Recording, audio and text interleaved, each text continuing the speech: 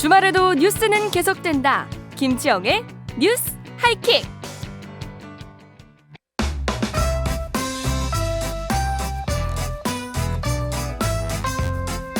김큐의 경제 뉴스 큐레이션. 저는 코너지기 배아량 리포터입니다. 어렵고 복잡한 경제 함께 정리해 주실 김큐 안녕하세요. 네, 어서 오십시오.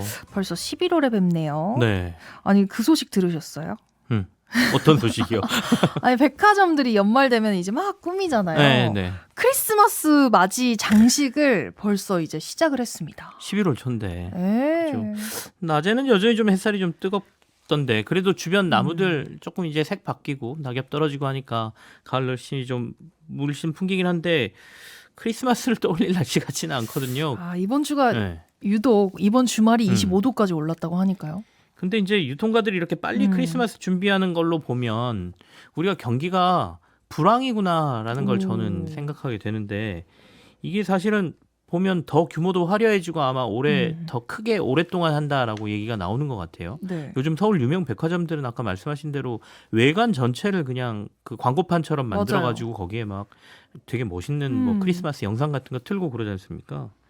근데 이걸 더 키운다는 거는 아이러니하게도 그러니까 경기가 좋을 때는 사람들이 알아서 찾아오거든요. 근데 경기가 안 좋으니까 더 화려하게 사람들을 끌어모아서 돈 더 투입해서 어떻게든 그 공간 안에 사람들이 돌기 위해서 돈을 쓰게 만들기 위한 작전인 것 같아서 전략인 것 같아서 도리어 경기 불황을 좀 보여주는 하나의 방증이 아닌가 싶기도 하네요. 역시 경제 전문가는 관점부터 다르네요. 와이프가 싫어합니다. 오늘은 근데 어떤 얘기 할까요? 오늘은 본격적으로 대출 이야기를 좀 나눠볼까 합니다. 네. 이번 주 전세자금 대출에 차질이 생길 수 있다 이런 뉴스가 많이 나왔는데 네. 진짜예요? 이게 주택도시보증공사라고 있습니다. 우리가 허그라고 부르기도 하는데요. 이곳이 2, 3년 사이에 우리가 사회적 문제가 됐던 전세 사기 때문에 네. 이 규모가 굉장히 컸지 않습니까? 이것 때문에 지금 이 허그의 금고가 거의 비어가고 있어요. 이거 다시 빨리 채워넣지 않으면 전세보증 안 나오고 전세보증 안 나오면 전세대출 자체가 막힐 수도 있다. 이런 뉴스가 이제 이번 주에 많이 나온 거죠. 네. 그럼 허그는 그 빈 곳간을 그대로 두느냐? 그건 아니거든요. 그러니까 자신들도 지금 이 상황을 잘 알아요. 그래서 신종자본증권이라 하는 걸 발행을 해서 이 곳간을 좀 채워 넣으려고 했는데 그런데 이번 주에 금융위에서 이 신종자본증권의 발행 절차가 미비하다라는 점을 들어서 이거 발행 자체를 제동을 지금 좀 걸어놓은 상태입니다. 네. 그러니까 이거 급한데 연말까지 돈 안 채워 놓으면 내년엔 진짜 은행들이 전세자금 대출 하는데 차질이 생기는 거 아니야? 라는 얘기가 지금 나오고 있는 것이죠. 듣다 보니까 궁금증이 생기는데 네. 이 주택도시보증공사에 보증이 없으면 전세 대출 아예 불가한 거예요? 결론부터 말씀드리면 사실상 이들이 보증을 못하는 상황이 되면 전세 대출은 막힌다 이렇게 보셔도 될 것 같아요. 그러니까 전세 대출은 일반 대출하고 좀 다릅니다. 그러니까 세입자가 대출을 신청은 하지만 사실 대출금은 집주인에게 가잖아요. 네. 그러니까 은행 입장에서는 대출금을 나중에 받아야 돼. 그러니까 대출금을 갚는 사람은 집주인이 되는 거예요. 그래서 전세 대출을 내주는 은행 입장에서는 뭘 믿고 대출을 해주지? 그러니까 뭐 전세 들어가는 사람들이 세입자가 대출을 해달라고 하면 그래서 그 사이에 해결해 주는 게 전세 대출 보증인 거죠. 네. 그러니까 집주인이 대출금을 갚지 못한다 하더라도 보증한 곳에서 대출금 상환을 받을 수가 있으니까 일종의 안전판을 끼워 놓으니까 은행들이 일반 다른 대출보다도 전세자금 대출을 조금 쉽게 내줍니다. 네네. 특히 주택담보대출보다는 훨씬 더 기준도 그렇고 더 쉽거든요. 근데 그러면 이 전세자금 대출 보증을 해주는 곳이 허그뿐이냐? 그건 아니에요. 민간보험증권사인 서울보증도 있습니다. 근데 90% 이상이 이 주택도시보증공사 허그로 간단 말이죠. 네. 그럼 그 이유는 뭐냐? 아마 전세자금 대출 받아보신 분들은 다 아시겠지만 보증 요율이 다릅니다. 민간보험사인 아까 말한 서울보증이 허그보다 조금 더 비싸거든요. 네. 그러니까 조금이라도 아끼려는 서민들은 다 허그로 가는 거죠. 그렇죠. 그러니까 90% 이상이 허그에서 이 전세자금 대출 보증이 나오기 때문에 요걸 막아버린다? 막힌다라고 하면 결국에는 은행들 입장에서는 대출을 해줄 수 없는 상황. 아까 말씀하신 안전판이 사라지는 거지 않습니까? 그렇게 될 수도 있는 거죠. 사정을 들어보니 이해가 되는데 우리 전세 사기 때문에 네. 이 보증공사 곳간이 비어간다라고 말씀하셨는데 이게 진짜 말로만 그런 건지 어느 정도 심각한 건가요? 조금 심각합니다. 사고가 터져서 이제 보증공사가 대신 보증금을 은행에 갚아주는 걸 우리가 대위변제라고 하는데요. 대위변제액이 보통은 연간 5천억 원을 잘 안 넘습니다. 네. 근데 이게 2022년도부터 조금 그런 게 보였어요. 9,241억 원, 거의 1조 원의 대위변제가 일어났거든요. 그러니까 이때서부터 전세 사기가 일어나고 있었던 거예요. 우리가 인지하는 건 올해 아주 크게 인지를 했지만 근데 2023년에는 이게 대위변제가 3조 5천억 원으로 늘어나요. 네. 그리고 올해도 지금 9월까지 3조 220억 원이 대위변제로 나갔습니다. 그러니까 허그는 곳간에서 이 돈을 대신 계속 갚아주고 있었던 거예요. 그래서 주택도시보증공사 자산이 2022년도 말에 5조 6천억 원 정도가 됐었거든요. 네. 근데 대위변제액이 이렇게 급증하니까 지난해 말 기준으로 2조 996억 원으로 줄어들었습니다. 근데 앞서 이제 올해 9월까지 대위변제액이 3조 원 넘었다고 말씀드렸잖아요. 네. 그러면 이 돈 다 나가는 걸 감안하면 물론 보증료로 들어오는 돈도 있죠.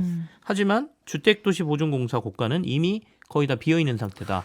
연말 결산해보면 지금 결국에는 손실로 돌아설 거다 이렇게 얘기를 하고 있습니다. 손실로 돌아서는 거면 진짜 급한 것 같은데 금융위는 왜 이 자금 조달을 막은 건지 궁금하거든요. 이 신종자본증권이라고 했나요? 네네. 이게 약간 겉으로 지금 얘기되는 거하고 뒤로 얽혀있는 일들은 조금 내용이 다른 것 같아요. 오. 일단 겉으로 드러난 걸 말씀드리면 신종자본증권이라고 하는 거는 일종의 영구채라고 합니다. 그러니까 이게 네. 만기가 엄청 30년 이상으로 길어서 그러니까 만기라는 건 돈을 갚아야 될 의무를 말하는 거잖아요. 그렇죠. 내가 돈을 빌리면 30년 뒤에 갚으라는 거는 사실상 그냥 빌려주는 거랑 비슷한 거죠. 그래서 이걸 저희가 이제 영구채 또는 사실상 갚을 의무가 없는 채권 뭐 이렇게 얘기를 하거든요. 그래서 채권은 보통 밖에서 돈을 빌려오는 거기 때문에 기업들은 재무제표란에 빌려온 돈으로 표시를 합니다. 그러니까 이걸 부채라고 표기를 하거든요. 근데 영구채는 좀 달라요. 이 신종자본증권은 사실상 갚을 의무가 없는 돈으로 보지 않습니까? 네. 그래서 이거는 투자금으로 생각을 합니다. 그래서 자본으로 분류를 할 수가 있어요. 그러니까 이게 뭐가 다르냐? 네. 은행들 입장에서는 자본이 튼튼해야 뭐든 일을 할 수가 없습니다. 자본이 부족하면 앞서 말씀드린 것처럼 보증도 한도가 생기고요. 그리고 대출에도 한도가 생기거든요. 그래서 은행들이 주로 자본을 확충하는 방법으로 이 신종자본증권이라는 걸 발행을 많이 했거든요. 근데 주택도시보증공사가 신종자본증권을 발행하는 건 이번이 처음이에요. 그러니까 공기업이라고 아까 말씀을 드렸지 네. 않습니까? 그렇다 보니까 지금까지는 사실 이걸 발행하지 않아도 나름 자본금이 튼튼했었는데 전세 사기 때문에 계속해서 이게 줄어들고 있기 때문에 어쩔 수 없이 이 신종자본증권을 발행하기로 하고 알려진 것으로는 약 7천억 원 정도를 이번에 발행하려고 했다라고 전해지거든요. 그래서 이제 발행하기 전에 어떻게 하냐면 이걸 투자자들이 우리 이거 이율 이 정도 붙여가지고 발행할 건데 혹시 투자할래? 이렇게 물어보는 수요 예측이라는 단계를 진행합니다. 네. 그래서 이번 주에 그 수요 예측을 진행했어야 되는데 네. 금융당국이 야 발행금리 이거 좀 문제가 있는 것 같아. 이게 이제 표면적인 이유예요.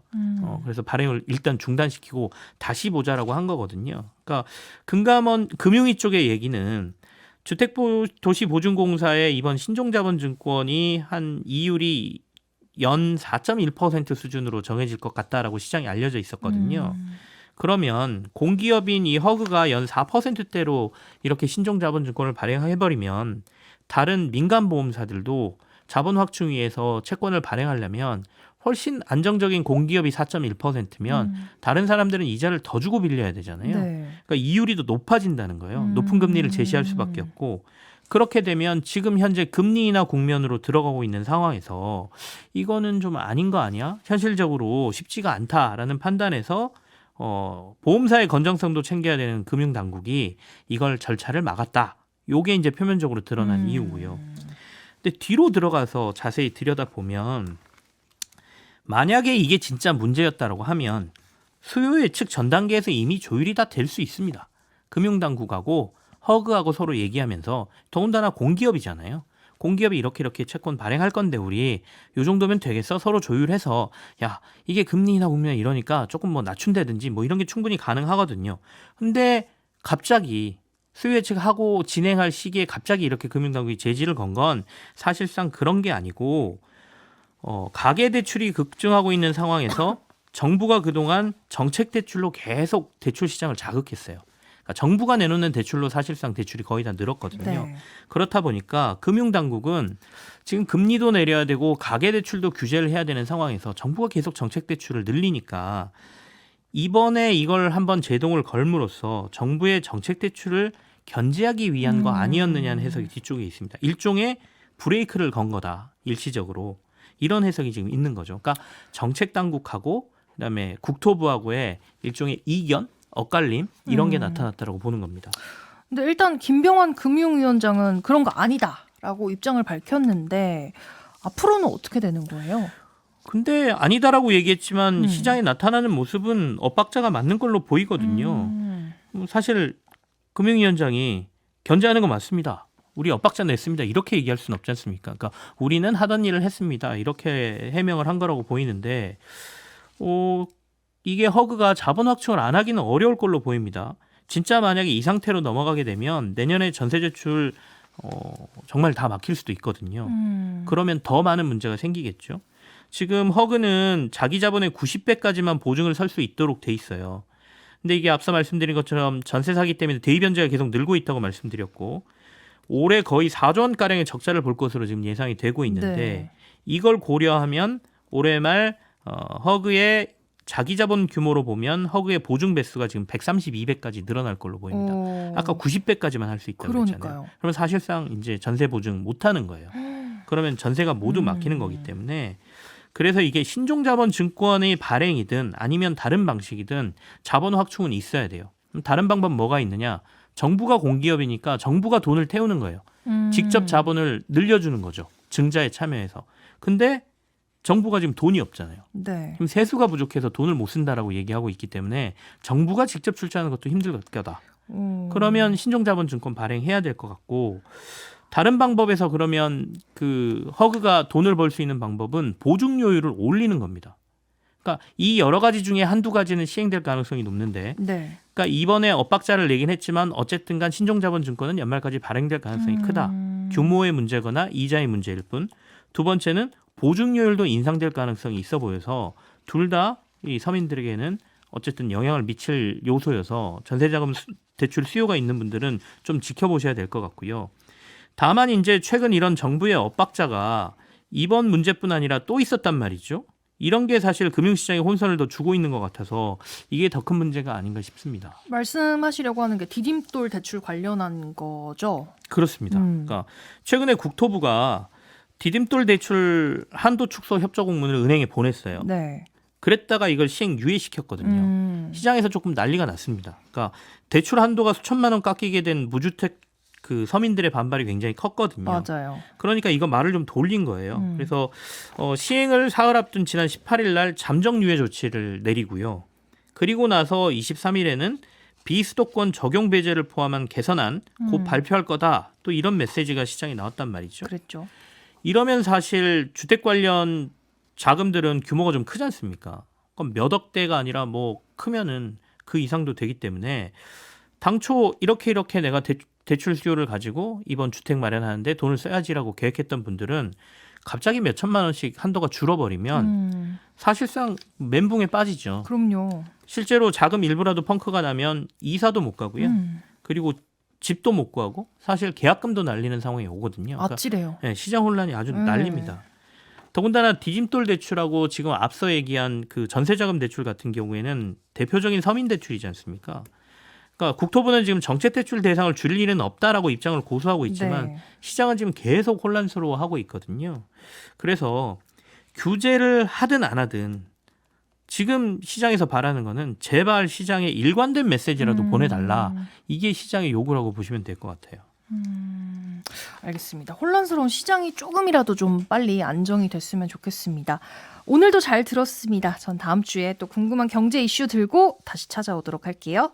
네, 지금까지 배아량 리포터였습니다. 네, 고맙습니다.